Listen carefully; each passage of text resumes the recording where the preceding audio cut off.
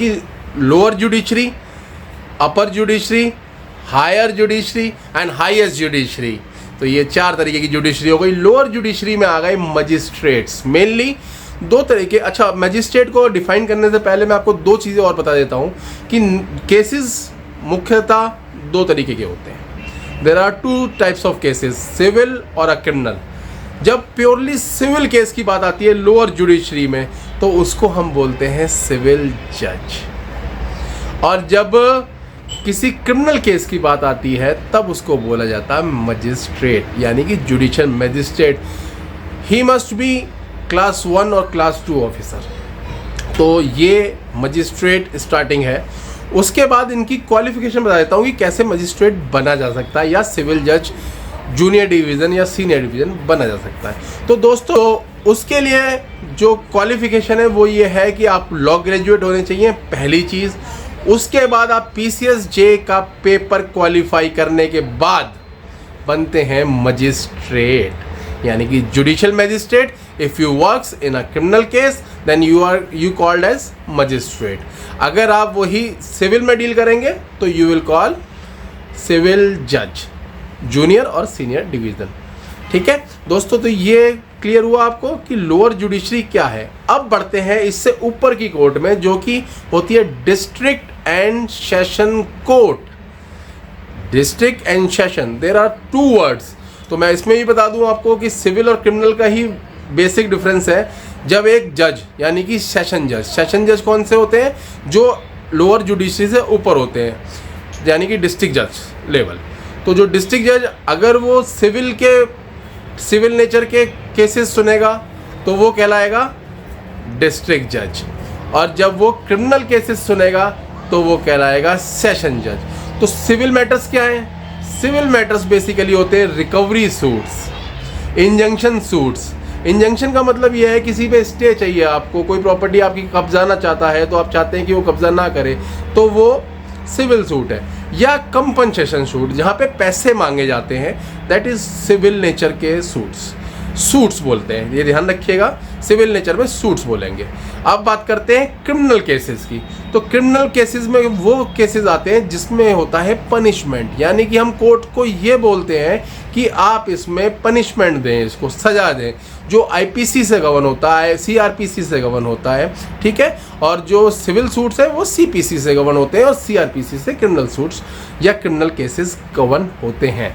तो दोस्तों ये ध्यान रखिएगा दोनों का डिफरेंस। तो मैंने आपको बताया। अच्छा, डिस्ट्रिक्ट जज की क्वालिफिकेशन की बात कर लेते हैं। क्वालिफिकेशन डिस्ट्रिक्ट जज 2 तरीके से बन सकते हैं। या तो आप जैसे PCSJ का पेपर देके आप नीचे से आए, हायरकी से होते हुए प्रमोट होते हुए आप डिस्ट्रिक्ट जज बन गए।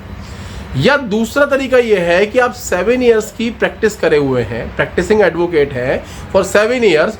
उसके बाद आप direct HJS, higher judicial services का पेपर पास आउट करके भी डायरेक्ट ADJ बन सकते हैं।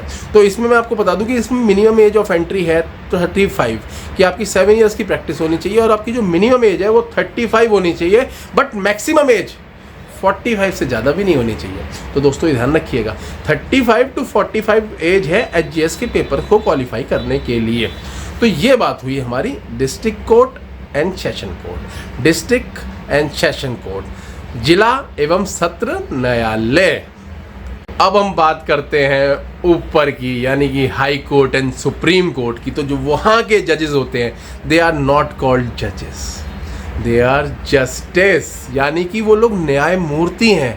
वो जो बोल देंगे दैट इज लॉ, वो एप्लीकेबल हो जाएगा डिस्ट्रिक्ट कोर्ट के ऊपर। डिस्ट्रिक्ट कोर्ट से ऊपर हाई कोर्ट है, हाई कोर्ट ने एक ऑर्डर करा, वो एप्लीकेबल हो जाएगा डिस्ट्रिक्ट कोर्ट के ऊपर। सेम हायरकी है, सबऑर्डिनेट कोर्ट यानी कि magistrate level, and then magistrate level and civil जज, and then upper hierarchy district court और सेशन कोर्ट, उसकी hierarchy high court and then Supreme Court. ये हायरकीज है।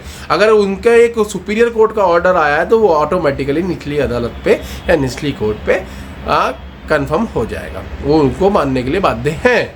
तो अब हम बात करते हैं हाई कोर्ट जस्टिस की। तो हाई कोर्ट जस्टिस की क्वालिफिकेशन क्या है ये जान लेते हैं। दोस्तों हाई कोर्ट जस्टिस बनने के लिए भी सेम प्रोसेस है कि तो आप हायरकी से आएंगे, पहले आपने PCSJ क्वालिफाई किया, आप ADJ बने, आप DJ बन के आए, और आपको उसके बाद हाई कोर्ट में आ गए प्रमोट होके। तरीका दूसरा भी है कि आप एचजीएस बन के डायरेक्ट डीजे बने, आप हायर की होते होते हाई कोर्ट में पहुंचो। उसके अलावा एक तरीका और भी है कि आप 10 साल के रेगुलर प्रैक्टिशनर एडवोकेट हों उस हाई कोर्ट में, तब आप हाई कोर्ट जज के लिए भी प्रमोट हो सकते हैं। ये भी एक क्वालिफिकेशन है। अच्छा, इसमें मैं आपको बता दूं कि बेसिकली 50 साल की एज हाई कोर्ट जज के लिए निर्धारित है और इनकी जो रिटायरमेंट एज है वो भी 62 हो जाती है, जबकि वो डिस्ट्रिक्ट कोर्ट में होती है 60 ईयर्स। यहाँ आके वो 62 ईयर्स की हो जाती है। आपको मैं एक थोड़ा सा एग्जांपल देता हूँ। मान लीजिए किसी जज को डिस्ट्रिक्ट जज के पद से रिटायर होना 60 एज में, और वो 60 से अभी पहले ही था, रिटायर नहीं हो पाया और हाई कोर्ट को प्रमोट हो गया, तो उसे 2 साल का एक्सटेंशन और मिल जाएगा दोस्तों। तो वो वहाँ पे जस्टिस भी कहलाएंगे और 2 साल के लिए और काम कर सकते हैं। तो ये हायरार्की है और हाई कोर्ट की रिटायरमेंट एज है। अब बात करते हैं उच्चतम न्यायालय की, यानी कि सुप्रीम कोर्ट ऑफ इंडिया। कहाँ पर स्थित है कमेंट में बताइएगा, मुझे उम्मीद है आपको पता होगा। तो supreme court of India all over India एक ही है, और वो कहाँ स्थित है ये कमेंट में आप बताइए। तो दोस्तों अब बात कर लेते हैं सुप्रीम कोर्ट जस्टिस अगर आपको बनना है तब क्या क्वालिफिकेशन है। अब क्वालिफिकेशन तो मैंने आपको बताया कि नीचे से हायर की तो चली रही है, आप हाई कोर्ट में जजेस रह पाए हो, वहाँ से आप प्रमोट होंगे, वहाँ पहुँच जाएंगे, ये पॉसिबिलिटी आपकी है। हायर की से आप प्रमोट होते हुए सीधा सुप्रीम कोर्ट तक पहुँचे। अच्छा, सुप्रीम कोर्ट में रिटायरमेंट एज हो जाती है 65, ये भी मैं आपको बता देता हूँ। उसके अलावा 2 तरीके और भी हैं कि जो इंसान हाई कोर्ट का 10 साल का प्रैक्टिशनर एडवोकेट हो या 10 साल तक जुडिशियल ऑफिसर हाई कोर्ट में हेल्ड किया हो उसने, वो भी प्रमोट होकर सुप्रीम कोर्ट जा सकता है as supreme court justice.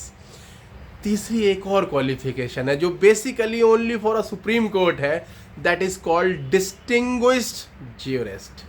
Distinguished jurist वो इंसान है जो प्रेसिडेंट ऑफ इंडिया की नज़र में एक ऐसा ज्यूरिस्ट हो या इस चीज़ को बहुत अच्छी और प्रॉपर एक नॉलेज हो, एक नॉलेजेबल इंसान हो, उसको बोलते हैं डिस्टिंग्विश्ड ज्यूरिस्ट। तो वो भी सुप्रीम कोर्ट के जस्टिस के लिए प्रमोट हो सकते हैं। वो बात अलग है कि ये बहुत आसान नहीं है और ऐसा कभी होता नहीं है जनरली, लेकिन ये भी एक क्वालिफिकेशन थी तो आपको बताना ज़रूरी थी। तो मैंने आपको तीनों मजिस्ट्रेट, जजेस, जस्टिस के बारे में बताया, उनकी रिटायरमेंट एज के बारे में बताया, उनकी क्या क्वालिफिकेशन होनी चाहिए ये बताया। बट लेकिन एक चीज़ जो सब पे लागू होती है कि वो लॉ ग्रेजुएट और प्रैक्टिसिंग एडवोकेट होना चाहिए दोस्तों। तो जो एडवोकेसी का प्रोफेशन है दैट इज सुप्रीम। हम सबको बताते हैं कि आपने कैसे किस जजमेंट को अराइव करना है। तो दोस्तों you are the officer of a court. आप ध्यान रखिएगा, जितने एडवोकेट्स इसको देख रहे हैं, यंग एडवोकेट्स इसको देख रहे हैं, you are the officer of the court. तो आप अपने आप को कभी भी छोटा ना समझें, और ये जो आपकी ज़िंदगी है एडवोकेसी की, that is a renowned profession.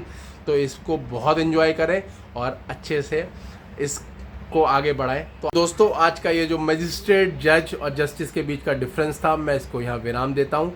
मुझे उम्मीद है कि आपको ये प्रॉपर डिफरेंस समझ आ गया होगा, और अगर समझ आ गया हो और इतना चैनल आपने देखा हो, इस वीडियो को देखा हो, तो please like, share and subscribe करके जाइएगा और जुड़े रहिएगा ऐसे ही लॉ से रिलेटेड व्लॉग्स को देखने के लिए। करियर और प्रोफेशनल लाइफ दोनों शामिल हैं, इनको देखने के लिए जुड़े रहिएगा। तब तक के लिए नमस्कार।